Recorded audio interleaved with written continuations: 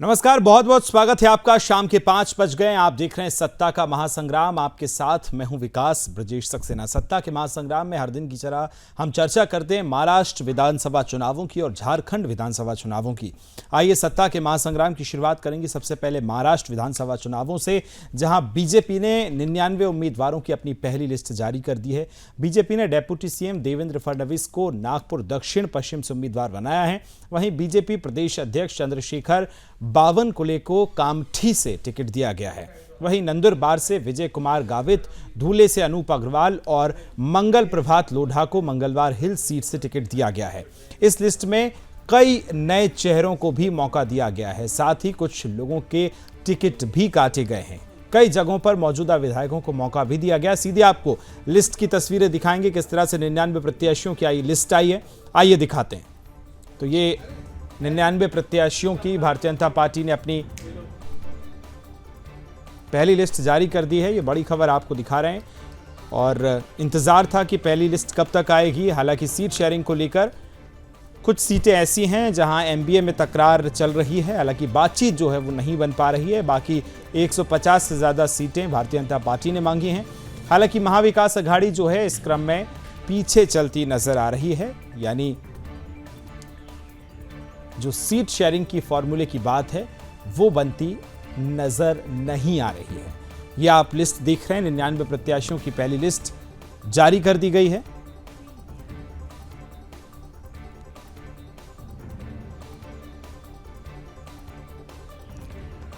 तो महाराष्ट्र चुनाव में बीजेपी की लिस्ट है। उम्मीदवार जो हैं देखिए, नागपुर दक्षिण पश्चिम से देवेंद्र फडणवीस को यहां से उतारा गया है। कामठी से चंद्रशेखर बावनकुले को मौका दिया गया है और गोंठिया से विनोद अग्रवाल को यहां से चुनावी मैदान में उतारा गया है। पहली लिस्ट में 99 प्रत्याशियों के नाम शामिल किए गए हैं। धूले शहर से अनूप अग्रवाल का नाम है।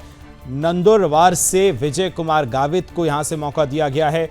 नागपुर दक्षिण से तो ये देखिए 5 बड़े नाम जो हाई प्रोफाइल सीटें हैं पहली लिस्ट में, वो भी हमने आपको दिखाई हैं। अब आगे बढ़ेंगे, जब बात करेंगे 1 महीने बाद महाराष्ट्र में विधानसभा का चुनाव होना है। ऐसे में महाविकास अघाड़ी की सीटों का बंटवारा अभी तक नहीं हो पाया है।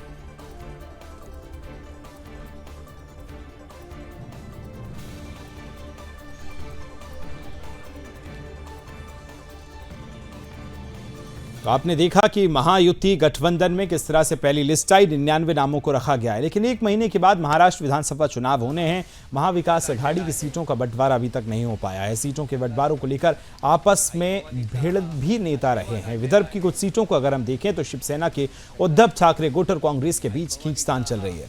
इसी बात को लेकर इन दोनों पक्षों के बीच विवाद खड़ा हो गया है। इसके बाद शिवसेना ठाकरे गुट की आपात बैठक जो है वो भी बुलाई गई। मोचीश्री पर उद्धव ठाकरे ने आपात बैठक बुलाई है। इस बीच आदित्य ठाकरे शरद पवार से मिलने पहुंचे हैं। इससे पहले उद्धव ठाकरे ने कहा था कि हम इसे इतना भी नहीं दबाना चाहिए कि ये टूट जाए।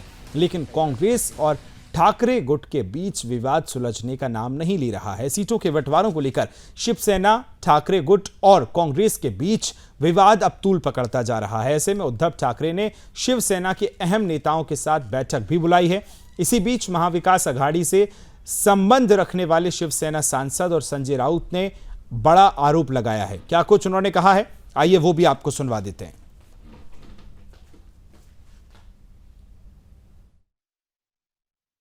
देश में गड़बड़ी हो रही है, महाराष्ट्र में, झारखंड में, हरियाणा में कोशिश की, लेकिन महाराष्ट्र की बात ऐसी है, भारतीय जनता पार्टी और उनके जो चेले चपाटे हैं, चोर लफंगे, उनके साथ वो चुनाव हारने जा रहे हैं। किसी भी हालत में जीत नहीं पा रहे। लोकसभा में ये लोग हार गए हैं, हमने हराया उनको, बहुत कोशिश की, लेकिन विधानसभा में ये लोग हार रहे हैं। तो क्या कर रहे हैं अभी मालूम है आपको? जो वोटर लिस्ट है उसमें गड़बड़ और घोटाले कर रहे हैं। चुनाव आयोग को से हाथ मिलाकर चुनाव आयोग उनको मदद कर रहा है। हर विधानसभा क्षेत्र में जहां बीजेपी लड़ने जा रही है, लगभग 150 विधानसभा क्षेत्र है जहां बीजेपी लड़ेगी, वहां वो ढूंढ रहे हैं ऐसे वोटर्स को जिसने लोकसभा में महाविकास अघाड़ी को वोटिंग किया है, मतदान किया है। ऐसे हर विधानसभा क्षेत्र से 10,000 वोटर्स वो निकाल देंगे, डिलीट कर रहे हैं और उनके जगह पर 10,000 बोगस वोटर्स को डाल रहे हैं। तो आप सुन रहे थे एकनाथ शिंदे को कह रहे हैं कि जहां जहां बीजेपी चुनाव लड़ रही है वहां वहां चुनाव आयोग मदद कर रहा है, यानी सीधा आरोप चुनाव आयोग पर लगाते नजर आ रहे हैं। लेकिन महाविकास अघाड़ी और महायुति के बीच सीट बंटवारे का पेंच 28 सीटों के फेरे में फंस गया है। सूत्रों के मुताबिक दोनों ही तरफ से 28 सीटें ऐसी हैं जिस पर गठबंधन के मौजूद पार्टियां अपना दावा पेश कर रही हैं। महाविकास अघाड़ी की बैठक में भी 260 सीटों पर सहमति होने की बात बताई जा रही है। कांग्रेस पार्टी ने आलाकमान को सूची भेजी है। इन सीटों के झगड़े को सुलझाने के लिए शरद पवार और उद्धव ठाकरे भी चर्चा करेंगे। वहीं महाविकास अघाड़ी को 2 दिन में सीट आवंटन की घोषणा कर देगी, ऐसी भी खबरें हैं। महाविकास अघाड़ी की बैठक में विदर्भ, मराठवाड़ा और उत्तर महाराष्ट्र की सीटों पर चर्चा हुई और जिसमें 260 जो सीटें हैं पर 3 दलों के नेताओं के बीच सहमति बनी है। बाकी 28 सीटों पर चर्चा जो है वो जारी चल रही है। कई सारी ऐसी सीट हैं 28 की जुगत में फंसी है एमबीए। वो सीटें कौन कौन सी हैं जहां खींचतान है वो भी हम आपको ग्राफिक्स के जरिए दिखा रहे हैं। दक्षिण नागपुर, श्रीगोंदा, पारोला, हिंगोरानी, कोलावा, ये वो सीटें हैं जहां पर अभी भी पेंच जो है फंसा हुआ नजर आ रहा है। तो एक तरफ हम देख रहे हैं कि महाविकास अघाड़ी है तो दूसरी तरफ जो है एमबीए की 28 सीटों पर अभी जुगत चल रही है। हालांकि बाकी सीटों पर सीट शेयरिंग का फॉर्मूला तय हो गया। इसी बीच महाविकास अघाड़ी की जो पार्टी है, जो गठबंधन है, वो हालांकि सीट शेयरिंग पर थोड़ा सा अभी होल्ड नजर आ रहा है। आज इसी पर हम करेंगे चर्चा। सभी मेहमान हमारे साथ जुड़ गए हैं।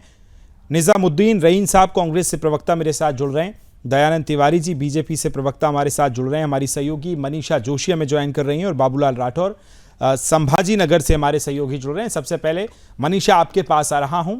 भारतीय जनता पार्टी की अगर हम आज बात करें तो यहाँ 99 सीटों पर उम्मीदवार उतार दिए, पहली लिस्ट आ गई है। किस तरह से इस पहली लिस्ट को आप देखती हैं? जो समीकरण है वहां के अलग अलग सेक्टर्स के हिसाब से, अलग अलग अंचलों के हिसाब से 99 सीटों पर प्रत्याशियों का ऐलान किस तरह से मनीषा आप देखती हैं?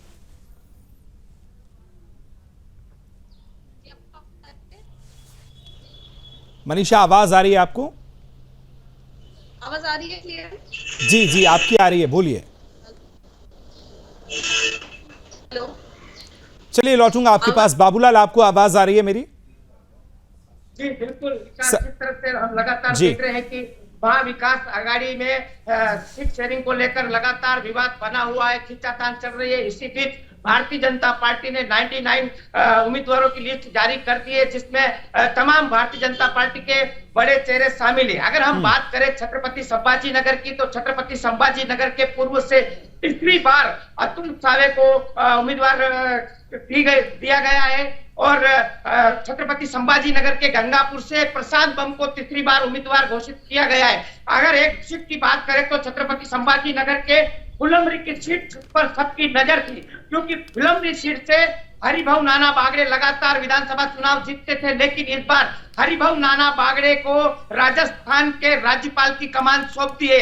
ऐसे में हरिभाऊ नाना की सीट खाली थी, सब इंतजार करते कि इस सीट पर किसका नंबर लगेगा। तो भारतीय जनता पार्टी की तरफ से हरिभाऊ नाना की जगह पे फुलंब्री को अब महिला उम्मीदवार जो है अनुराधा चौहान, उसको टिकट दिया गया है। तो निश्चित तौर पर भाजपा की तरफ से जो ये लिस्ट जारी हुई है 99 की, इसको लेकर अब कहीं न कहीं भाजपा में आनंद व्यस्त दिखाई दे रहा है। इसमें कई नए चेहरे भी शामिल है। चलिए लौटूंगा। मनीषा आपको आवाज आ रही है मेरी? आवाज आ रही है?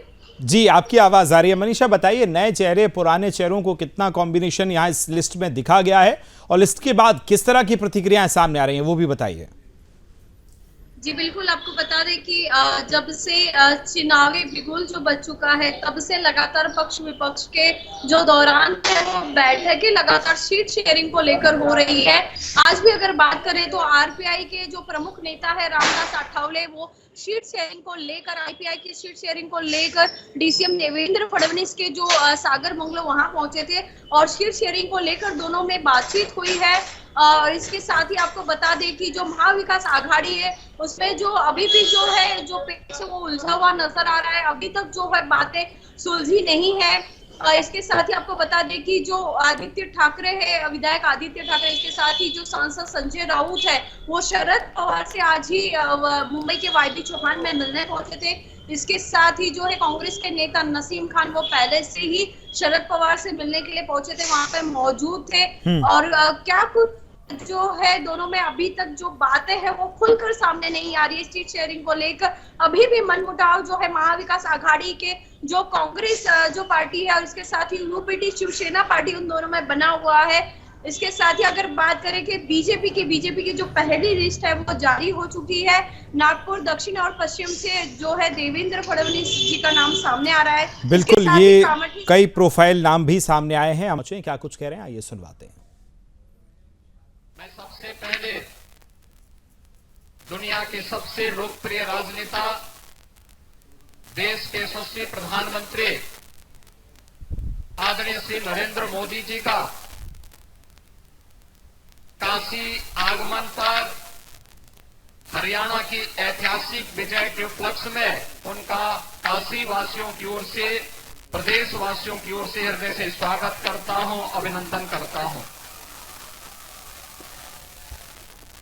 बहनों और भाइयों, दीपावली के ठीक पूर्व काशी वासियों को, प्रदेश वासियों को और देशवासियों को आदरणीय प्रधानमंत्री जी के कर कमलों से विगत 10 वर्ष के अंदर अकेले काशी के अंदर 44,000 करोड़ रुपए की परियोजनाएं काशी के लिए स्वीकृत हुई, जिनमें से 34,000 करोड़ रुपए से अधिक की परियोजनाएं आज पूरी हो चुकी हैं और 10,000 करोड़ रुपए से अधिक की परियोजनाएं निर्माणाधीन हैं। इसी क्रम में आज काशी के लिए 3,200 करोड़ रुपए की परियोजनाओं का उपहार दीपावली के ठीक पहले आदरणीय प्रधानमंत्री जी के कर कमलों से काशी वासियों को प्राप्त हो रहा है। काशी वासियों को इसकी हृदय से बधाई देता हूं और आदरणीय प्रधानमंत्री जी का हृदय से आभार व्यक्त करता हूं। इसके साथ ही काशी में एयरपोर्ट के नए टर्मिनल भवन के शिलान्यास और सहारनपुर के सरसावा एयरपोर्ट के लोकार्पण और आगरा में नए एयरपोर्ट के शिलान्यास का भी कार्यक्रम आज आदरणीय प्रधानमंत्री जी के कर कमलों से हो रहा है। इसके लिए सहारनपुर और आगरा के नागरिकों की ओर से भी हृदय से आभार व्यक्त करते हुए मैं एक बार फिर से काशी वासियों की ओर से, उत्तर प्रदेश वासियों की ओर से इन सभी योजनाओं की सौगात आज उपलब्ध कराने के लिए आदरणीय प्रधानमंत्री जी का आभार व्यक्त करते हुए उनका काशी आगमन पर, हरियाणा की ऐतिहासिक विजय पर हृदय से स्वागत और अभिनंदन करते हुए अपनी वाणी को विराम देता हूं। धन्यवाद। जय हिंद। बहुत बहुत धन्यवाद माननीय मुख्यमंत्री जी। अब तस्वीरें सीधे काशी वाराणसी से दिख रहे थे। प्रधानमंत्री नरेंद्र मोदी पहुंचे, आज रोड शो किया और उसके बाद मुख्यमंत्री योगी आदित्यनाथ ने उनका स्वागत किया है। चलिए सीधे अब सत्ता के महासंग्राम की तरफ बढ़ेंगे। दोनों ही खास मेहमान हमारे साथ जुड़े हुए हैं, हमारे सहयोगी भी हैं और साथ ही में हमारे साथ बीजेपी से भी प्रवक्ता और कांग्रेस प्रवक्ता दोनों हमारे साथ जुड़े हैं। तिवारी साहब, आपके पास आ रहा हूं। आपने आज 99 सीटों पर अपने प्रत्याशियों का ऐलान कर दिया है। हालांकि आप लिस्ट लाने में, सीट शेयरिंग के फॉर्मूले में आगे चल रहे हैं, लेकिन कितनी कॉन्फिडेंट भारतीय जनता पार्टी यहां से आपको नजर आती है? जनता पार्टी बहुत ही सोच समझकर कोई काम आगे करती है और हम महाविकास या महाविनाश की बात नहीं करते, हम खाली खाली विकास की बात करते हैं। हमने जिनको सही समझा है, जो जनता के लिए अच्छा कार्य कर सकते हैं, उन्हें निश्चित किया गया है और इसलिए 99 लोग, आप जानते हैं 99 के बाद एक ही कम रह जाता है, 100 होता है। तो हम 100% अपने लक्ष्य की ओर इस बार हम बढ़ रहे हैं और कोई हमें इस बार, जिस तरह से पिछली बार धोखा हुआ था संविधान को लेकर, जाति समीकरण को लेकर, इस बार हम अलर्ट हैं और हम चुनाव में बहुत अच्छी सफलता पाने जा रहे हैं, उसमें कोई दो राय नहीं है। जी, चलिए, बिल्कुल आप देखिए भरोसा है और आप एक प्रवक्ता होने के नाते ये बात कर रहे हैं, लेकिन निजामुद्दीन रईन साहब कितने कॉन्फिडेंट हैं? आपका जो गठबंधन है महाविकास अघाड़ी का, वो तो अभी सीट शेयरिंग के फॉर्मूले पर भी आगे नहीं बढ़ पाया है। लिस्ट तो हालांकि अभी देखने वाली बात है कि कब तक आएगी। क्या किन चीजों पर पेंच अटक रहा है, कहां बात रुक रही है?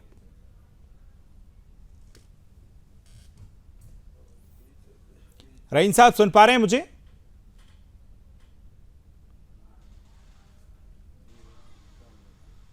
जी रईन साहब, मेरी आवाज आ रही है आपको?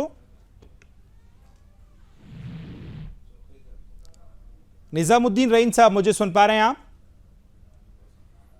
चलिए, मुझे लगता है कि आवाज नहीं जा रही है। लेकिन दयानंद तिवारी जी, मेरा एक सवाल आपसे यह है कि लोकसभा चुनावों को हम देखें तो पिछले चुनावों में आपको उतनी सीटें नहीं मिली जितनी आपकी महायुति का गठबंधन जो है वो दावा कर रहा था।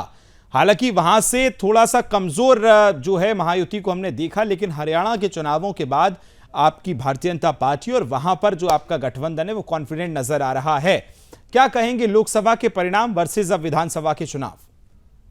ऐसा है कि लोकसभा का जो परिणाम आया वह सिर्फ धोखे के कारण हम कहीं पिछड़ गए महाराष्ट्र में। इन लोगों ने तो बातें झूठ मूठ में कि संविधान को ये लोग बदल देंगे, और माइनॉरिटी को लेकर बहुत बहुत बातें हुई, आरक्षण को लेकर बहुत सारी बातें हुई।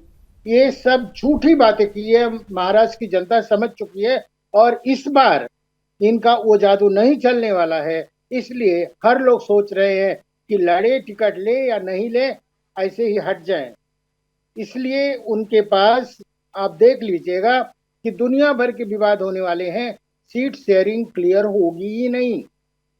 और हमारे जहां तक सीटों का सवाल है, हमारे साथ 3 पक्ष हैं, स्पष्ट है कौन कहां से जीत रहा है, उसको हम वहां से लड़ाएंगे और इस बार पूरी तरह से हम जीतेंगे। लोकसभा की बात जो इनकी झूठ थी हम लोगों ने पकड़ लिया है, और इस बार इनका कोई झूठ नहीं चलने वाला, इनके पास कोई मुद्दा ही नहीं है। जिस दिन हम जनता, चलिए इस पे मैं रईन साहब से चाहूंगा कि वो जवाब लेंगे और तमाम जो सहयोगी हमारे वो भी जुड़े हैं। रईन साहब, मेरी आवाज सुन पा रहे हैं आप? जी। आज भारतीय जनता पार्टी ने 99 प्रत्याशियों की अपनी लिस्ट जारी कर दी है सीट शेयरिंग पर। वो लोग जो हैं 150 सीटों के साथ बीजेपी और अन्य जो 2 गुट हैं उनके में भी सीट शेयरिंग हो गई है। आपका महाविकास अघाड़ी सीट शेयरिंग में भी पीछे नजर आता है और लिस्ट की तो अभी कोई खबर ही नजर नहीं आती है।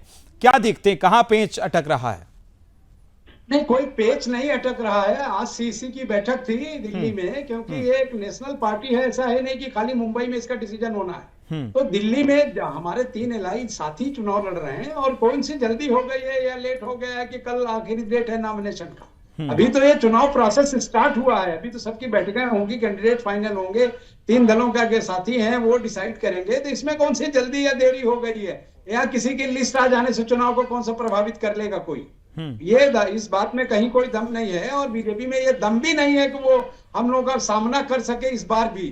तो जो भी बातें करने के लिए उनके पास बहुत सारे संसाधन है सिर्फ बात करने के। ठीक है, हालांकि बीजेपी फिर आपसे कहती है कि हमारी नियति और जो नीति है वो तय है, इसलिए हम लोग जा रहे थे कि हालांकि कोई देर नहीं हुई है, लेकिन नेशनल पार्टी है तो हालांकि नेशनल पार्टी तो बीजेपी भी है और तमाम जो पार्टियां वो सभी नेशनल पार्टी हैं, लेकिन आप थोड़े से ज्यादा जो तैयार नजर आते हैं या पहले से लिस्ट जारी हुई है। हालांकि किस तरह से अब आगे बढ़ रहे हैं, और जो मैंने अभी सवाल किया था कि हरियाणा के बाद थोड़ा सा बूस्टअप आपकी पार्टी को मिला है, तो क्या ये वहां लोकसभा चुनावों के परिणाम की तरह नहीं बल्कि विधानसभा के जो परिणाम है उसमें बड़ा बदलाव देखने को मिलेगा? तिवारी साहब, है कि पिछली बार महाराष्ट्र में खासतौर से मुंबई में कुछ झूठ चल गया था। झूठ के कारण कुछ माइनॉरिटी के लोग और कुछ कहीं ना कहीं कुछ वोटर्स हमारी तरफ से खिसक गए थे, उनके झूठ के चक्कर में आकर। इस बार हम पूरी तरह से सच्चाई के साथ है और इस बार इनका कोई झूठ नहीं चलने देंगे।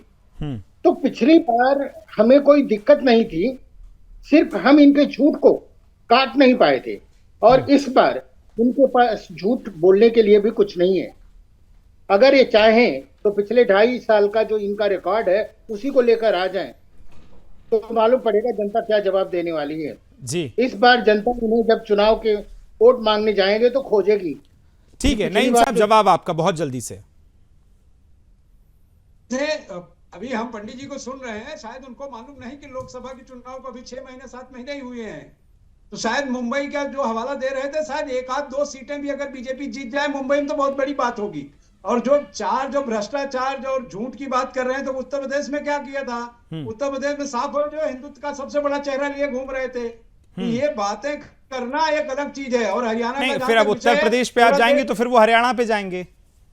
नहीं सर, पूरा देश हरियाणा को देख रहा था कि 20 सीटों पे 24 सीटों पे किस तरह से बेईमानी करके ईवीएम चेंजिंग की गई, किस तरह से वो सारा रिकॉर्ड नहीं सर, ये तो बेबुनियाद बातें, मुझे लगता है ये तो चुनाव आयोग पर आप सीधी आरा की आपत्ति जता रहे हैं। और इतनी आपत्ति है नहीं, फिर मेरी एक सवाल और है, अगर आपत्ति है तो कांग्रेस पार्टी फिर क्यों उस पे न्याय व्यवस्था की तरह नहीं जाती है चुनाव आयोग पे? डिबेट पे बैठ के आप लोग कहते हैं हमेशा ईवीएम पर सवाल खड़े करते हैं। अभी आपने, मुझे लगता है, प्रेस कॉन्फ्रेंस जब चुनाव आयोग की हुई तो चुनाव आयुक्त का बयान नहीं सुना होगा कि कांग्रेस पार्टी ईवीएम पर सवाल खड़ी करती है, लेकिन आए पारदर्शिता के साथ हम बताने तैयार है। फिर मुझे लगता है इतनी आपत्ति है तो वहां भी जाना चाहिए। हालांकि बहुत शुक्रिया, धन्यवाद मेरे साथ आप तीनों का जुड़ने के लिए। समय आज मेरे पास इतना ही था।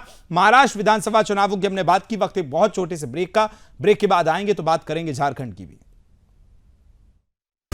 झारखंड में एनडीए गठबंधन के बाद अब कांग्रेस महागठबंधन में भी सीट शेयरिंग पर लगभग बात बन गई है। सीट शेयरिंग में किसके पास कितनी सीटें, आइए कुछ ग्राफिक्स आपको दिखाते हैं। जहां झारखंड विधानसभा चुनाव के लिए भाजपा की पहली उम्मीदवारों की सूची जारी होने पर भी असम के मुख्यमंत्री ने क्या कुछ कहा है वो भी आपको सुनवाएंगे। लेकिन देखिए, गठबंधन की सीट शेयरिंग का जो फॉर्मूला है वो यहां तय हुआ है। जेएमएम और कांग्रेस के बीच 70 सीटें रहेंगी। तो इस तरह से सीट शेयरिंग का फॉर्मूले पर कांग्रेस और जेएमएम भी यहां बात झारखंड में बनती नजर आई है। चलिए बहुत जल्दी से आगे बढ़ेंगे। अब झारखंड विधानसभा चुनावों के लिए भाजपा की पहली उम्मीदवार सूची जारी होने पर असम के मुख्यमंत्री और झारखंड भाजपा विधानसभा चुनाव के सह प्रभारी हेमंत बिस्वा शर्मा ने कहा कि चुनाव की लिस्ट जारी हुई है। मैं आशा करता हूं कि हमारी सरकार बनेगी और सबको शुभकामनाएं भी देता हूं। मैंने जनता का जो मूड देखा है उससे मुझे देखकर लगता है कि भाजपा और एनडीए की सरकार बनने जा रही है। आइए क्या कुछ उनका बयान है, सुनवा देते हैं आपको।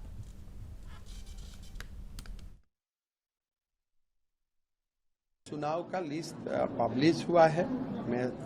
हमारा आशा है कि सरकार बनेगा और सबको मैं शुभकामना देता हूँ। देखिए, ये मेरा प्रदेश नहीं है, झारखंड एक अलग प्रदेश है। तो हम लोग गेस्ट थे, तो गेस्ट कितना बोल सकता हूँ, बट हमारा लीडर्स ही बोलेगा। एब्सोल्यूट होगा, मेजोरिटी होगा, सरकार बनेगा, ये जनता ही बोलेगा। लेकिन हमारा ये जो मैं मूड देखा हूँ उससे लगता है कि बीजेपी और एनडीए का सरकार बन जाएगा।